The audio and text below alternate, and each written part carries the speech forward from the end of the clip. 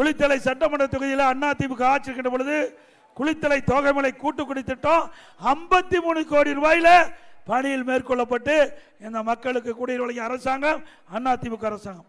குளித்தலை பகுதியில் ரூ 5 கோடி மதிப்பீட்டில் 40 படுக்கை வசூல் மருத்துவ கட்டிடம் துவங்கப்பட்டு 1 கோடி மதிப்பீட்டில் சிடி ஸ்கேன் மையம் மற்றும் 15 லட்சம் ரூபாய் மதிப்பீட்டில் சித்த மருத்துவ கட்டிடம் அமைக்கப்பட்டது.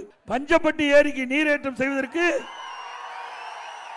உங்களுடைய கோரிக்கை ஏற்று அறிவிச்சாளர் திரு விஜயபாஸ்கர் அவர்கள் வந்து என்னிடத்தில் சந்தித்து தெரிஞ்சார்.